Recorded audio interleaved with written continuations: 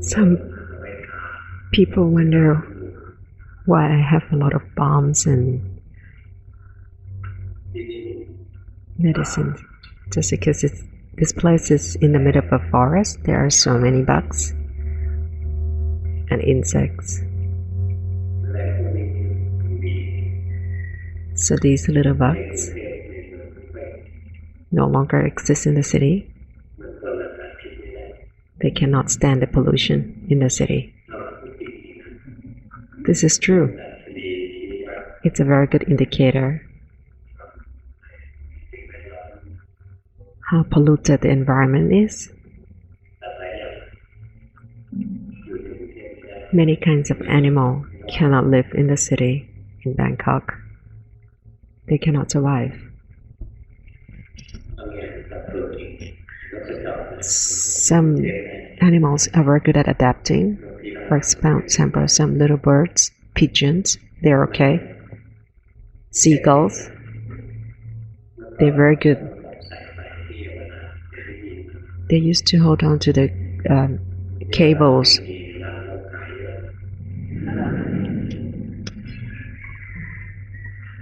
I'm not sure whether they're still there anymore.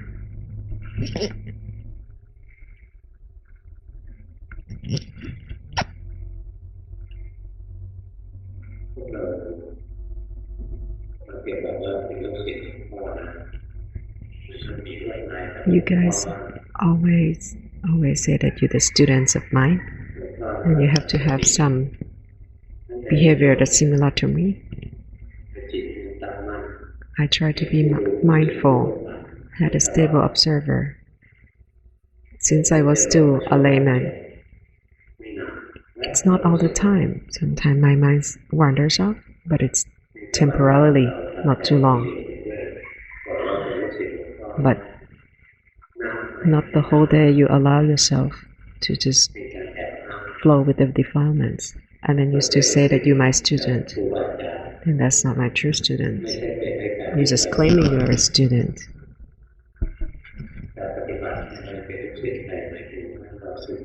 When you say you are a student of some teacher or master, that means you're gonna follow the path, follow the route that the master has shown you. When you respect a master that belongs to some school, then if you want to belong to that school, unless you take some behaviors that follow my path, my route, and get lost in the world, don't claim that you're my student. People who can see and hear you would just not believe that you are my student. Try to be mindful. Try to understand and attain the knowledge that I have attained. Many people always ask for my blessing, want to understand, want to attain the knowledge, the enlightenment that I have seen.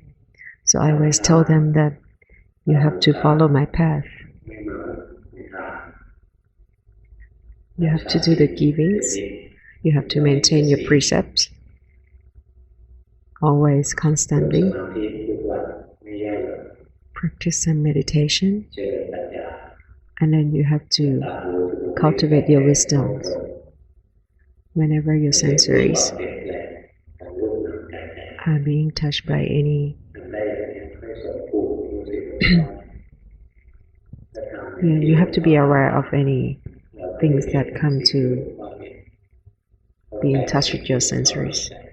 Then over time you will understand and attain the knowledge and enlightenment the way I understand. Nowadays it's really hard to find people who understand what I do. Many people don't practice the way I try. Your precept, your meditation, your concentration, and your wisdom are very weak. The other day, I went off to see another master after Long Pa left. He told his students that he understands what Long Pa understands and Long Pa understands him. But unless you start practicing, you will never understand it.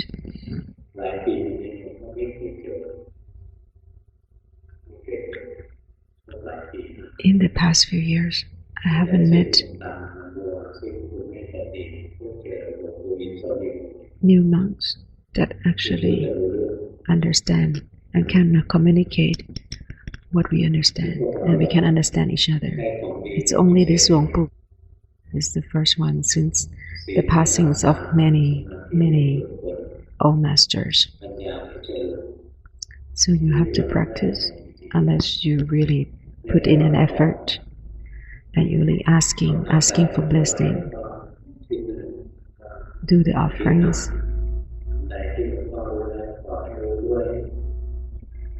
And set the intention.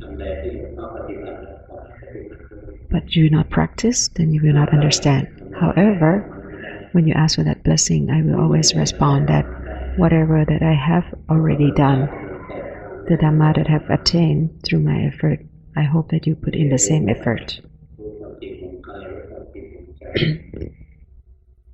So, if you practice the right way, you understand the truth of your mind and your body.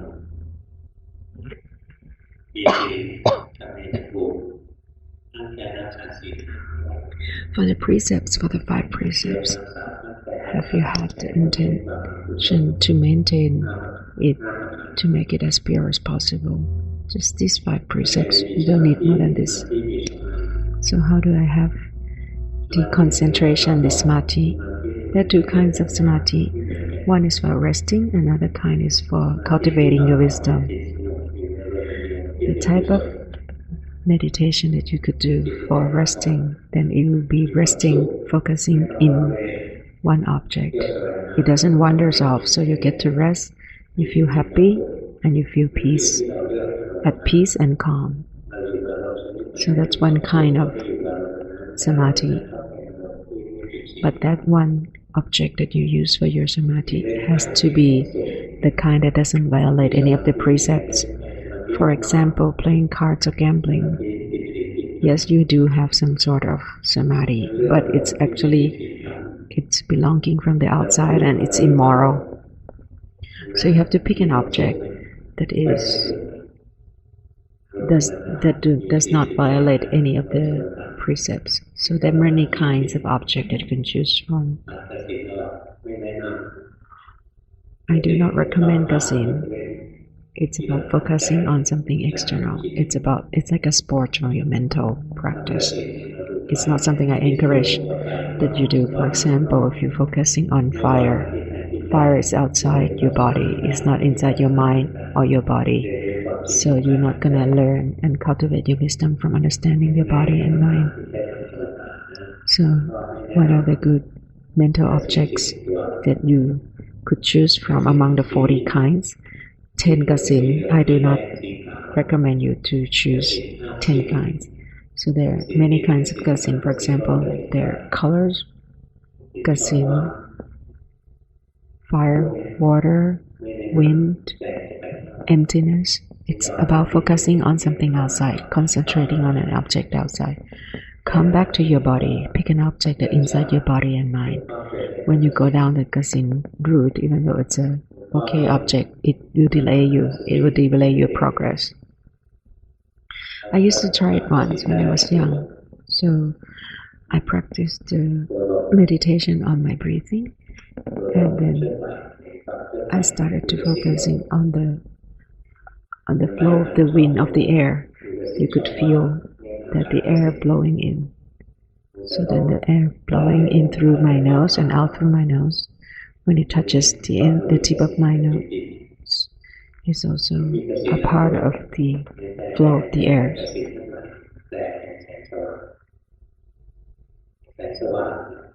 So when you focus on gazin, something as an external object long enough, you start to achieve some brightness.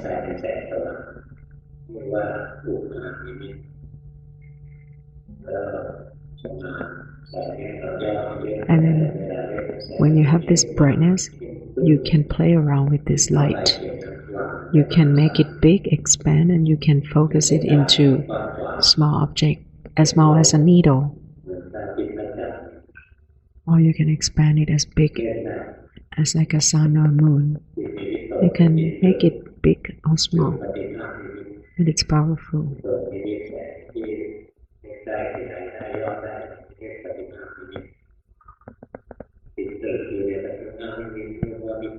When then your mind stays and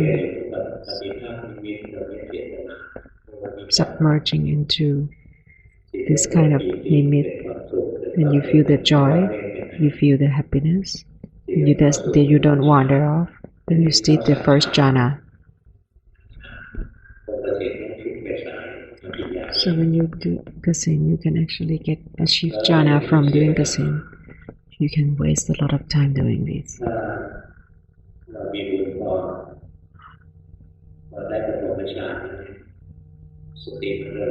If you have enough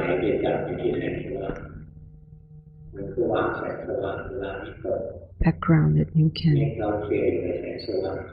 cultivate wisdom from this, then you will not just focusing on this light, it will come back to your body and mind. And then you will have come back to your own body and mind, and this mind would be a stable observer where you can see your body and mind, and that's when you can start to achieve more wisdom from it. For example, when you can see your body rocking, or sometimes you feel your body is light, sometimes you feel your body is so big, very heavy, very tight.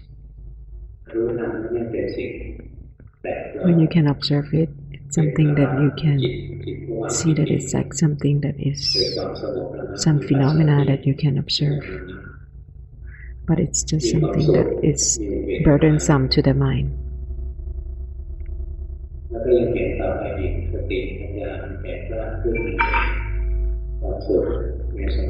When your samadhi and your wisdom get stronger, that the happiness that occur, the joy that occur inside the meditation, then you would even let go of this happiness, and then your sati would get even stronger, and then you start to become equanimous to all this happiness that happen during your meditation.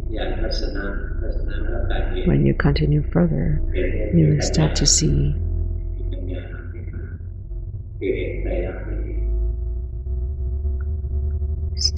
further, and you start to see the three characteristics.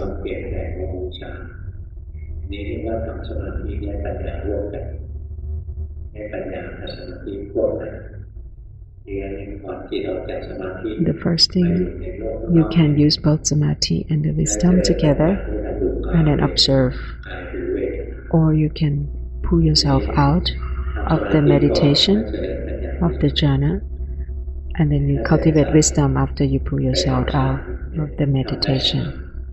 So when you go down the jhana route, then you can achieve jhana, and then start to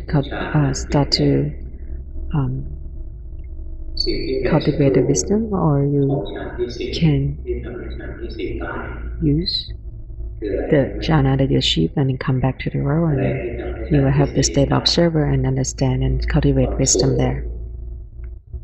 When you achieve the fourth jhana, it's actually there is the level that can actually deter you from achieving higher wisdom, which is because it's the happiness. When you're happy, you're not being equanimous to this happiness, and then you're not going to be able to observe. So for the third level of jhana is the joy that happens during the third jhana that deters you from understanding the truth.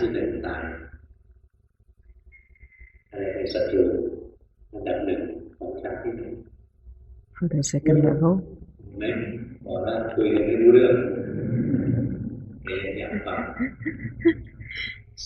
so can you see? You don't understand. So the first jhana, the biggest deterrence is the noise. So actually, many people ask me, when you have achieved first jhana, if your mind still being touched by the noise, by the sound, by the touch, by the feelings, that means you haven't achieved the first jhana. And when you're in the first jhana, the noises are still your deterrents. See, I'm trying to explain and elaborate this to you.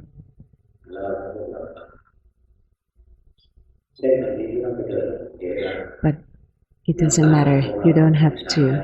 That's the path that you don't have to. Jhana is not the route for people who look like you. It's really hard to achieve. So just use this momentary concentration, this momentary samadhi. That's very good. So come back.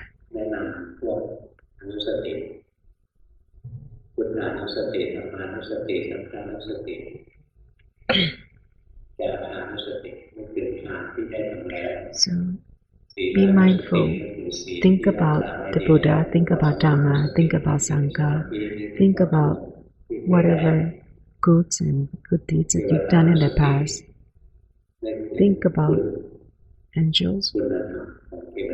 Think about the morals, the kindness that belongs to the angels. Think about all of the things, the good moral, the role model, the example that the angels have done in the past.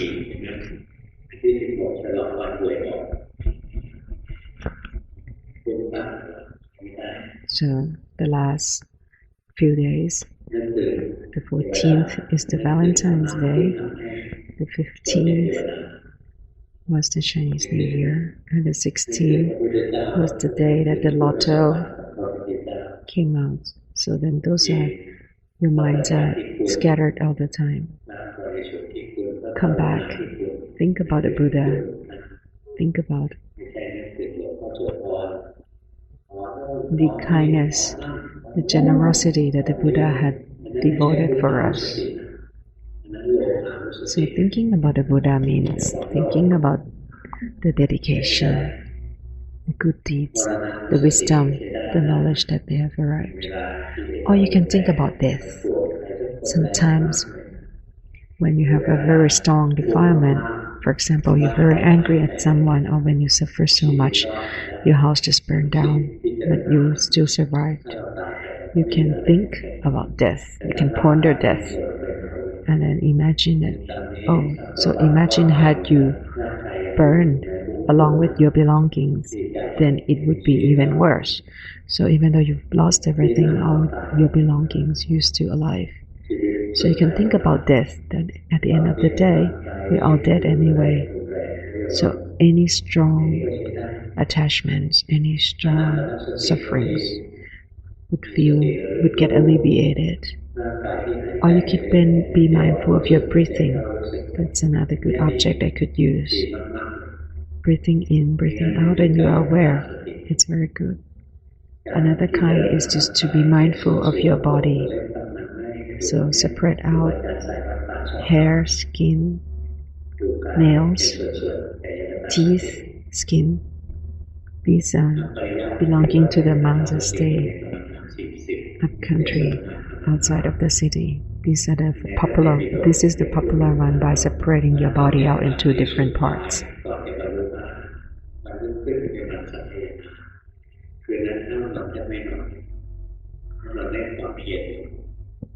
Pramote was practicing hard. The night before, they were cleaning the Tripitaka, the scripture, and he was practicing really hard the night before. All the monks were getting together after the Buddha's time to put together the scripture. So this is a practice that Pramote did at that time, to see the separation of different parts of your body. And then the wisdom will start to grow. But if you actually still thinking, that is different. But if your mind is actually starting to see the truth about this itself, then that is the wisdom is growing. So observe yourself. What object that you use, and you feel happy, you feel comfortable. For me, it's very clear breathing is a very good object for me because I feel happy when I stay with my breathing. Most of the masters either use the breathing on the different parts of the body as a way to practice as an object. Then when you're happy, your mind doesn't want to wander off, and then you get the peace, the calmness, the quietness. And try to pick an object that is very good for cultivating wisdom.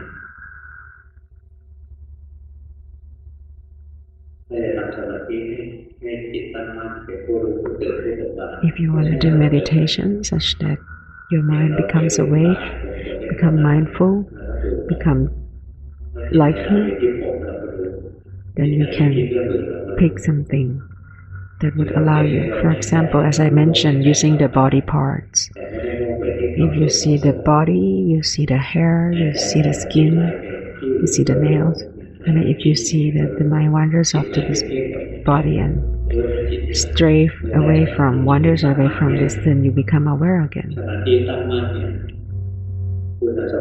The stable observer, which is a momentary samadhi, is not different from the mind that is achieving the second jhana, but it's only momentarily, but it's the same kind.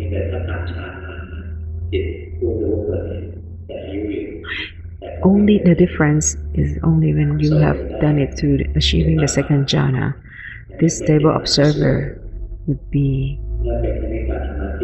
more durable. It will last longer, but however long it lasts, it will never last longer than 7 days.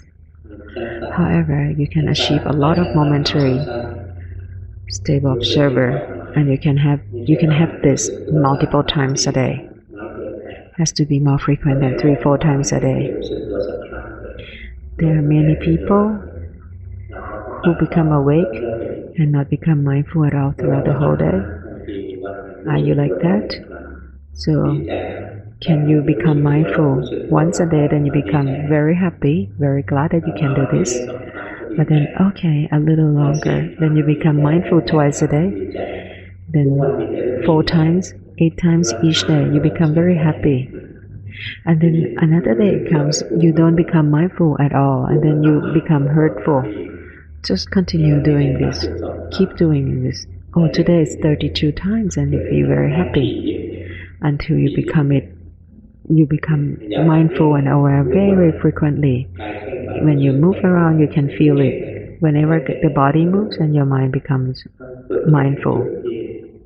Keep practicing until it's constantly mindful of your mind and body unintentionally, automatic mindfulness. If you're still having to have the intention, then it's not good enough. You will never attain nirvana until you can have the automatic mindfulness. You have to lose the intention. As long as you have the intention, you will never achieve it.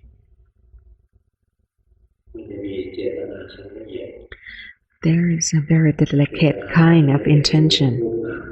The delicate intention to understand the minds and the matters.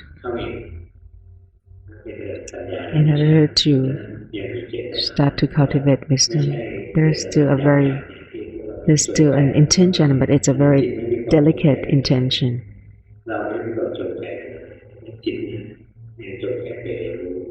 You yourself do not have any more intention at that level. However, the mind will still have the intention to go and observe and understand the 3 characteristics. So there's a difference there.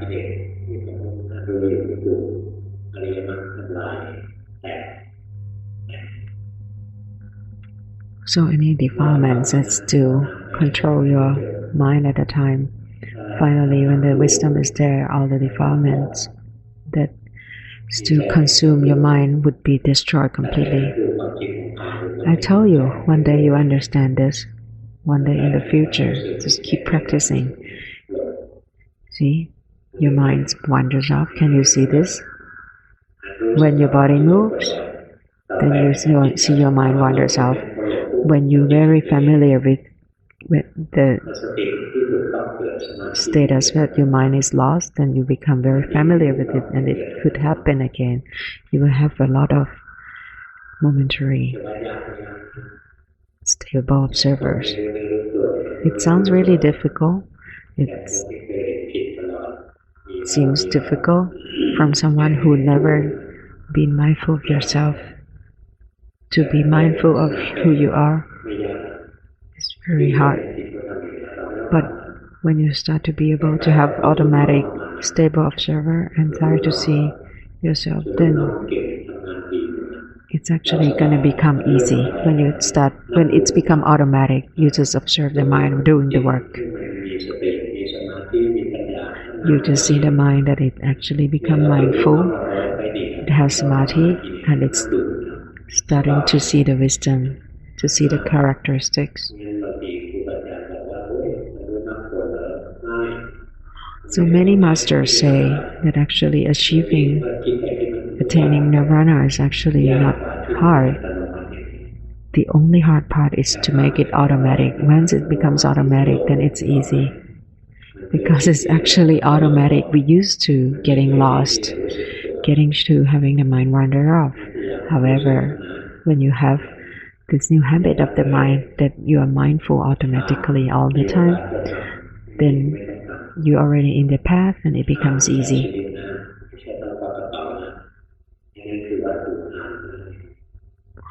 Giving, there are many kind of givings. You don't have to give any object. It doesn't require money. For example, forgiveness is a kind of giving. It's actually harder than any givings that you do with the object. Or there is also another kind that is the highest, is the giving the Dhamma to other people. When you actually do the printing of Dhamma books to give to other people, is this considered Dhammathan, as in giving Dhamma to others? No, it's not. It's just still giving the object because you yourself haven't achieved Dhamma to be able to share and give it to others.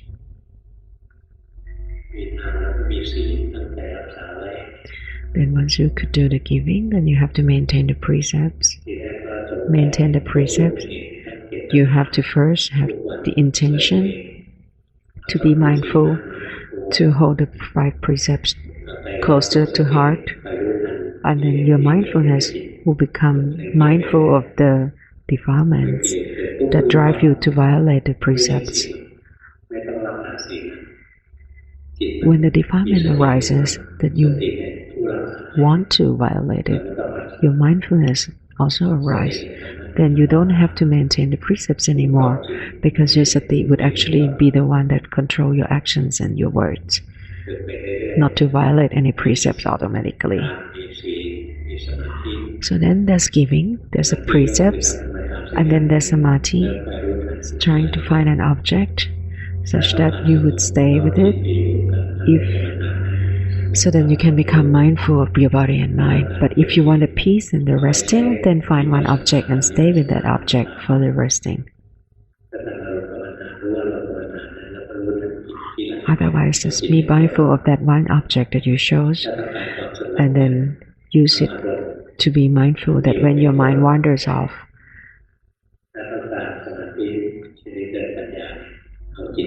so okay, one more time. When you want the samadhi that gives you the rest, have your mind stay with one object constantly and you get to rest, you get the peace. The other kind of samadhi that you want for growing, cultivating your wisdom is to pick one object that would allow you to see the movements, that you will see the changes of your body and mind. So try to observe how your mind moves. And if you're too tired to observe your mind, then observe your body. And if you cannot observe your body, try to practice samadhi such that it gives you to rest. Just do samatha samadhi, which is the kind that having your mind staying with one object. But the best kind of samadhi, of course, is the kind that you can grow and cultivate your wisdom, seeing the changes in your body and mind. What kind is good to achieve?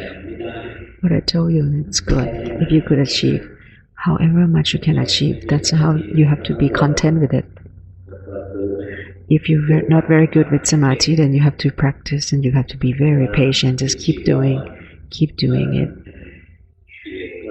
Your defilements is there and your faculties are not strong. So you have to keep slowly growing everything. I'll give you one Dhamma. Something I said so many times. So, if you can observe your mind, then observe your mind changes. If you cannot, then observe your body changes. If not, then you just can do the concentration meditation. And then the rest you just have to just be patient. If you are not patient, then there's no room for you, because if you cannot be patient, then it means you are not going forward. So if you never quiet down or become peaceful or calm down when you practice samadhi, then why? Why do you want to become calm? Because your defilements is being greedy, wanting to be calm, wanting to be peaceful. Instead, just be mindful of this greed, and then you actually might become calm. Just because if you do it for the sake of doing it, not wanting and not having the greed of wanting to be calm, you're actually gonna become calm and peaceful. That requires the wisdom. When you don't have much wisdom, you have to use the effort, you have to use the persistence in order to achieve it. Today it's hard, it's gonna be easier in the future. If it's easy today, in the future it will be hard. It will be even harder because you become used to doing bad things, non-disciplined.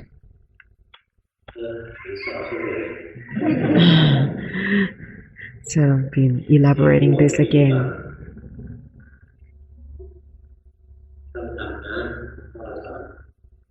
You have to keep doing this. Okay. Any questions? Time to submit the homework.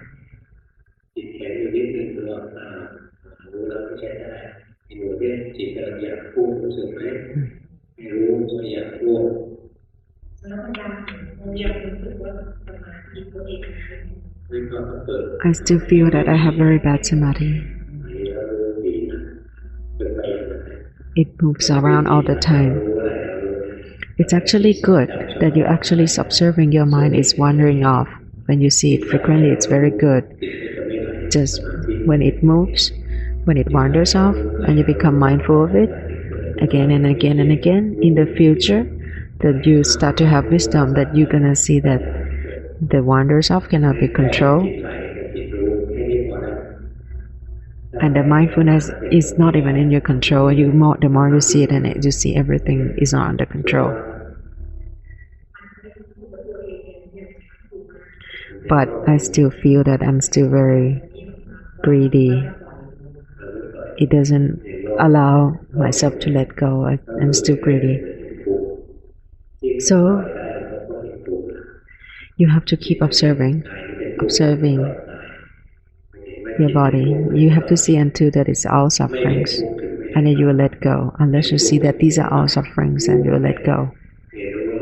Unless you see the sufferings, you will never see the Dhamma.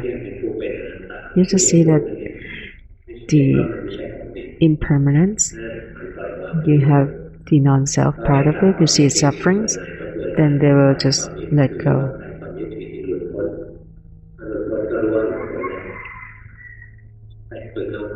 Just keep practicing. So when I practice, I know that I start to think, my mind wanders off to the thoughts, and then I'll pull it back. So when your mind wanders off, that's one mind. Don't pull it back. That's just a different occurrence of the mind. That one moment you were lost, it's another moment you become mindful, and then another moment it becomes empty. But if it's a dull kind of emptiness, that means you're actually already suppressing it. So the newcomers are usually experiencing this problem. They'll be see the mind wanders off, and you become mindful, and you start to overfocus. So these 3 steps are the common mistakes of the newcomers.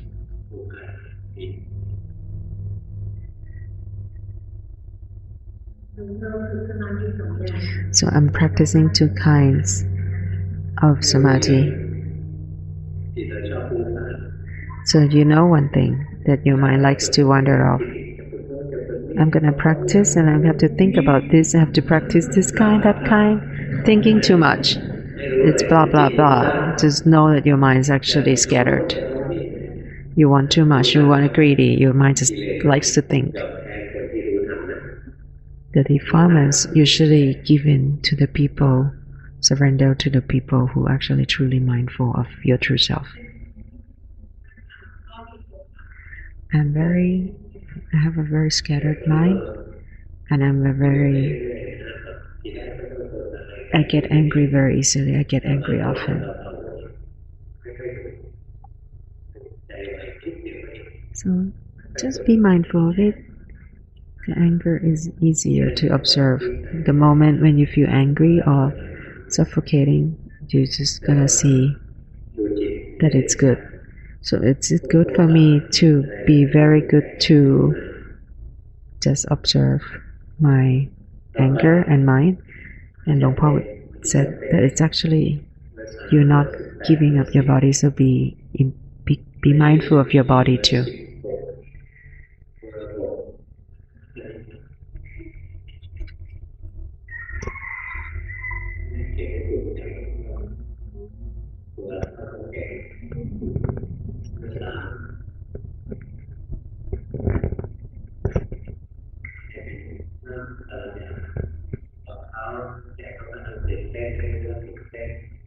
Okay, tell her that she's feeling excited, so she has to be mindful of her excitement and mind somewhere else, and you have to understand.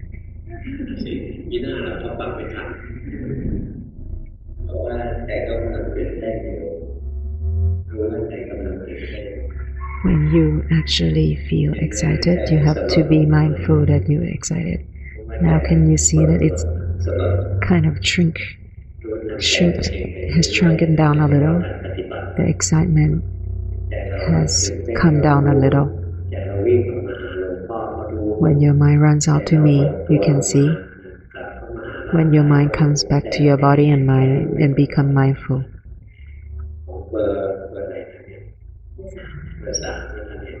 This number 3, just keep practicing. Okay, next, number 18.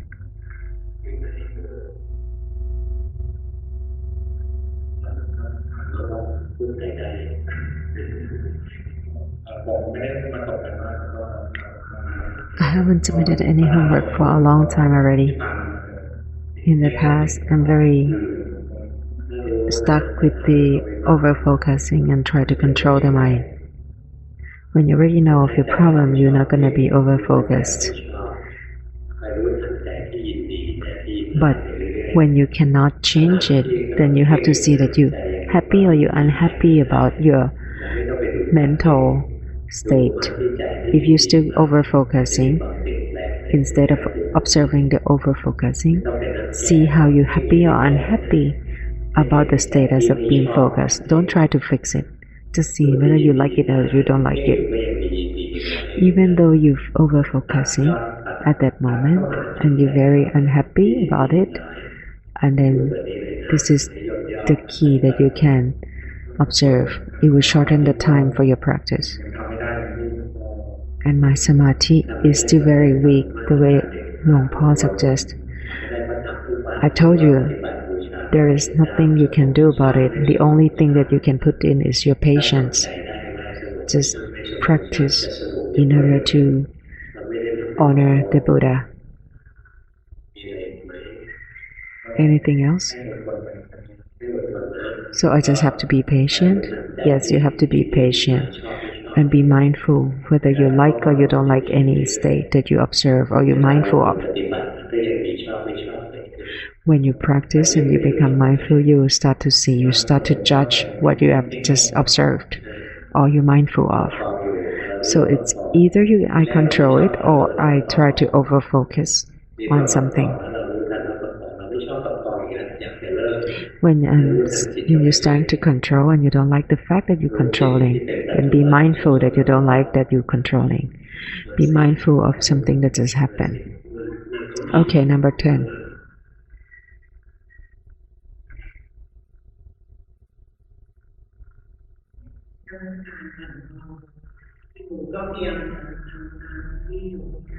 I've been trying to practice the way you teach for a while. I believe I have improved. I start to see results. I see a lot of defilements. I believe that my mind improved. My life is better. I'm just afraid that it's all my imagination. Can you see one kind of defilement? You are strong over self-confidence is a very strong defilement for you. Is this the same kind of conceit? Yes, it is the same kind of as conceit. You have a very strong defilement in this part. But you have improved a lot already.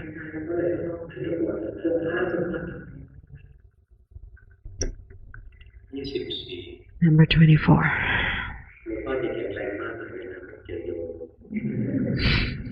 I would get very healthy when I don't meet you guys. You guys are full of germs. Number 24. It's in front.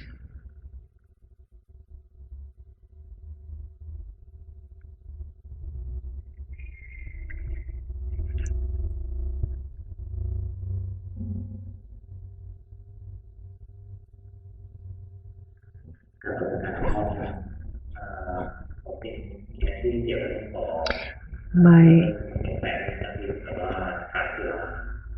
career is selling pesticides and alcohol. Would this interfere with my practice? You can still practice to attain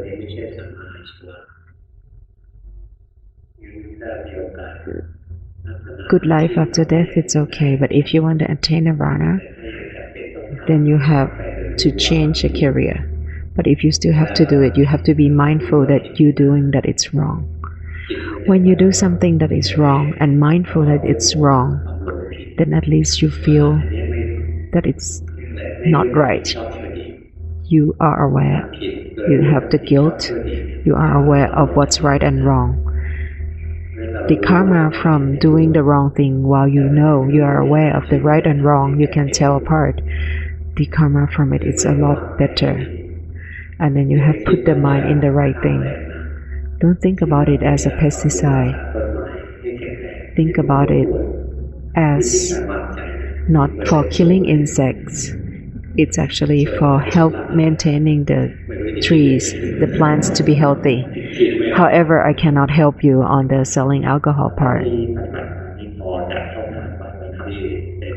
From what I've done so far, practiced so far, is it good? But if you want to attain nirvana, you will have to change your career. When you sell alcohol, it actually ruins or deters other people's mindfulness, other people's state. So when you practice, when your mind is starting to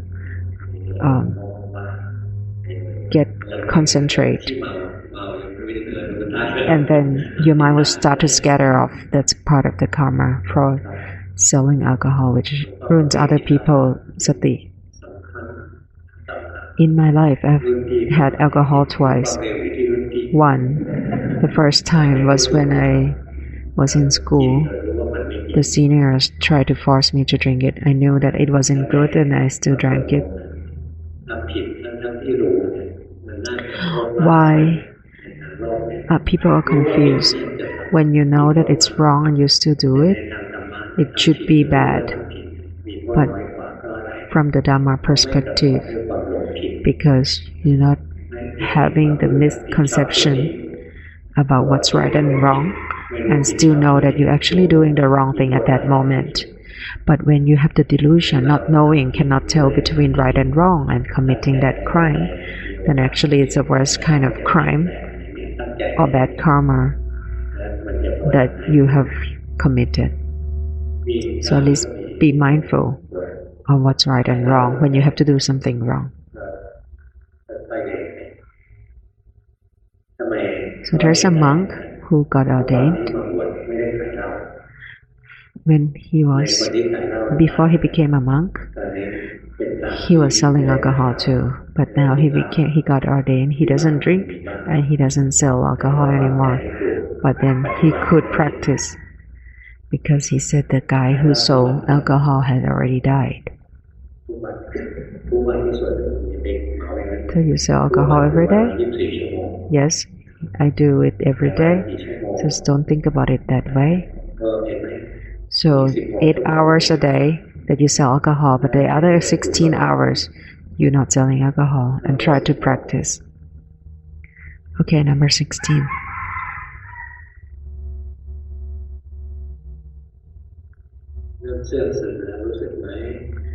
Can you feel that you're actually starting to get dull, starting to get a little quiet?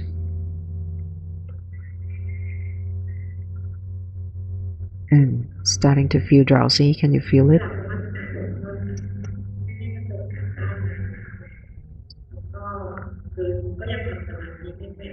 I still don't have very good samadhi at the moment. I'm still try to be patient and try to be mindful.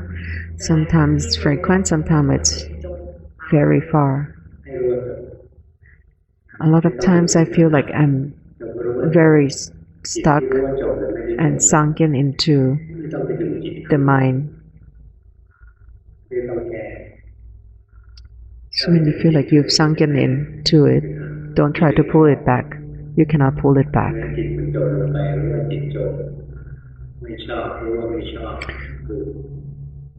When your mind has sunken into something and you feel like you don't like it, just observe that you don't like it, the dislike.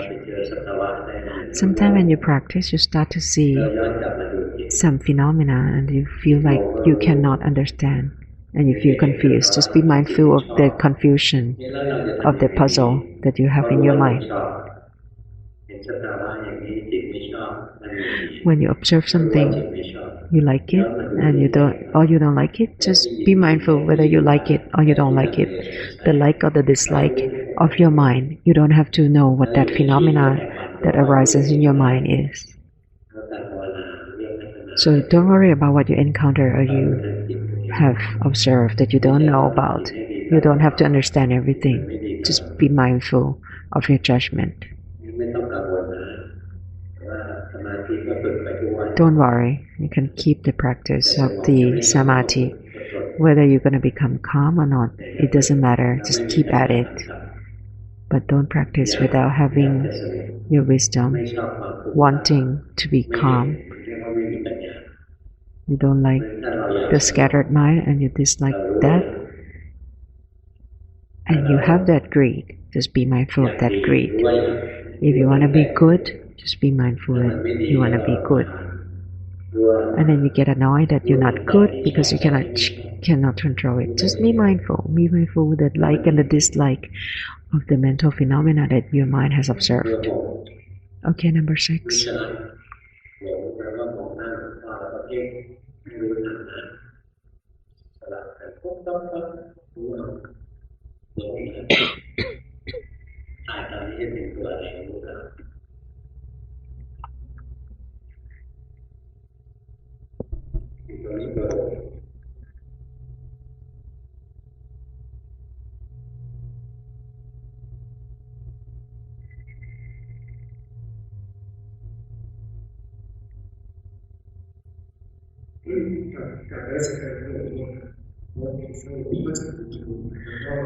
I listened to your teaching from YouTube.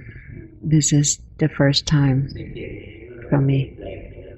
Have you noticed that you have changed? Your mind is getting into the path, the right path. Can you see the fat aggregate separating?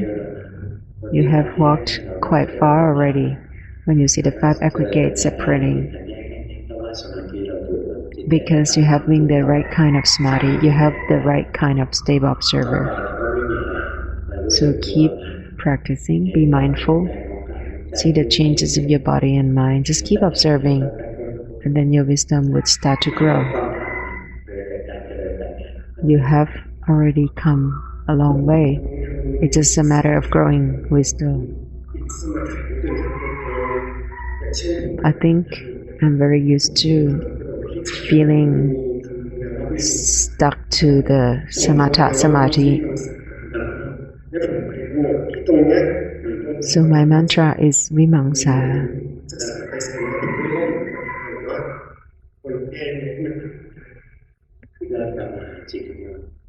So when you start observing strange phenomena in my body, in my heart, the way you deal with it, when you wonder, when you have to see, just come back to your mind. When you actually questioning or having a lot of questions or wondering, then this hesitation and wonders and questions is something that you still very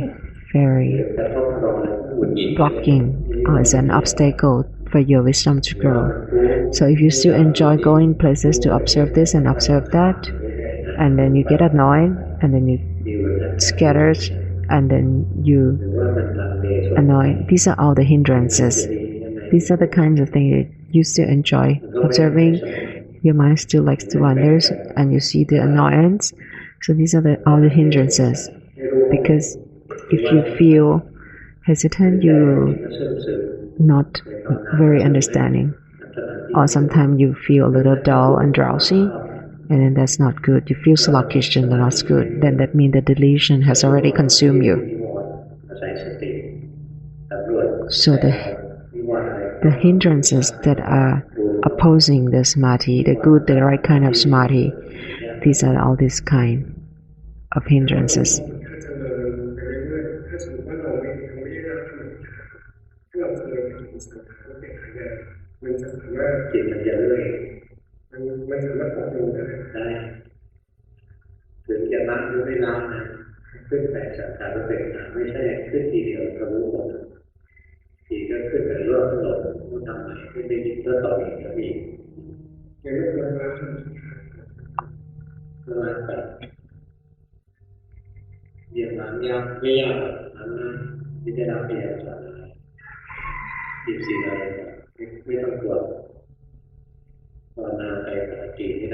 So keep practicing.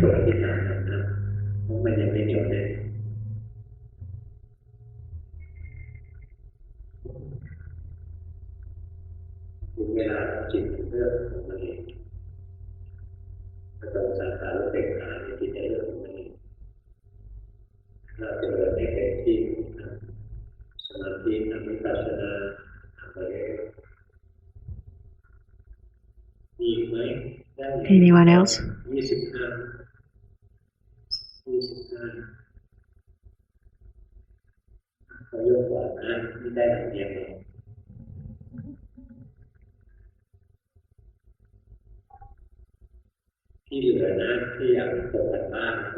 For the rest of you who wanted to submit the homework and didn't do it, you can go to my assistance. Today we have many people.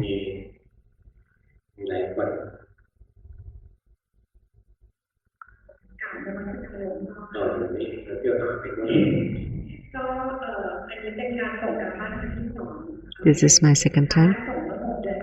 The first time was 6 months ago. In the past, I've been practicing continuously. I have two questions. First, when I do meditation at home, I feel excited. Like when we become mindful, I get excited. Is this an over-concentration? So, you don't have to worry. Just If you get excited, just know that you're excited. When you're excited, it's okay, but don't get scared. When you feel scared, it's not good, because you pull back from the right kind of samadhi. Sometimes the mind would just keep racing, and then the mind would just get concentrated. I'm not sure whether I'm focusing. When you're over-focusing, you feel very stuffed. You feel tight. You feel congested. When you're actually feeling congested, that means you're over-focusing already. When you feel really tight, that means you're over-focusing very strongly. So that's a trick to observe it. So if you're worried that you're over-focusing, just try to see the tightness. Try to feel the tightness. Okay, number 2. Do I have to increase or decrease anything? Okay, you have to decrease your greed. You want to obtain results that you really want to, then you have to let go. When you try to practice and then you want to achieve the results and you cannot achieve anything, you just have to be mindful of your mind or your body the way they are. If you're greedy, you want to achieve this and that, you would never observe things the way they are, because you're doing it just to serve your ego.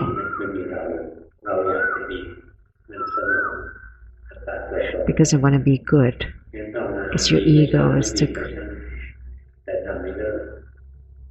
It's going to be deterring your advance, your progress. Okay, you can go home now.